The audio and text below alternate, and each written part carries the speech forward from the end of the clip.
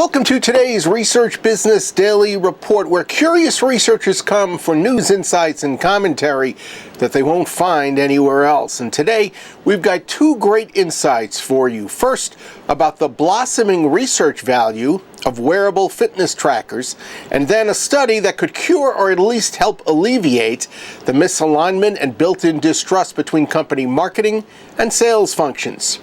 RBDR is sponsored today and this week by Decision Analyst, which integrates analytics into its portfolio of research and consulting services.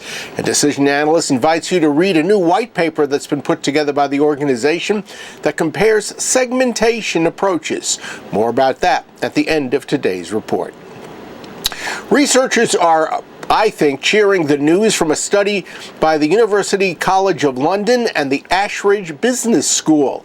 It involved 200 women and their Fitbit activity trackers, revealing that most of these users have embraced the device as part of themselves and have stopped treating it as an external technology. 89% of participants in the study described Fitbit as always on and always on me, the only exception being when they need a battery recharge. Fitbit, among these users, has become an active participant in the construction of everyday life, with a profound impact on these women's decision-making in terms of diet, exercise, even how they travel from place to place. There has even been a change in their eating habits. They've become more and more conscious of healthier foods. 88% say they believe it is important to quantify their daily activities, while 84% say they have checked their progress dashboard more than twice a day. Like I said at the start, it could be wonderful news for researchers, both those who've been responsible for Fitbit design and those hoping to gather and analyze the collected data from these devices.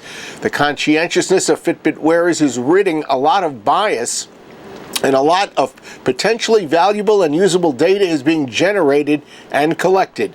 But there is a dark side to this study, and we will revisit that subject and this study here tomorrow. Meanwhile, there is no more long-standing battle inside companies of all sizes than the traditional one between marketing and sales.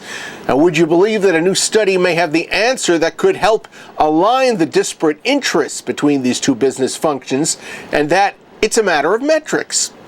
Inside View says it has a report generated from its survey that sheds light on a handful of reasons for the discord between marketing and sales.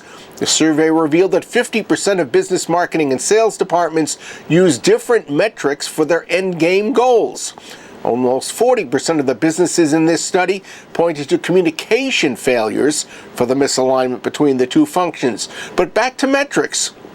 36% cited lack of accuracy as well as lack of completeness of data on target accounts as a major obstacle in getting marketing and sales on the same page.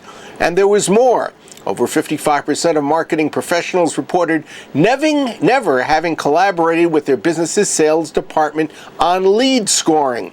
And 47% of sales pros have never collaborated with their marketing counterparts on the same thing. Finally, almost one-third of sales professionals said they don't believe that marketing measures anything important. Oof, there's a shot nobody saw coming. That's your Research Business Daily Report, sponsored today and this week by Decision Analyst, which integrates analytics into its portfolio of research and consulting services.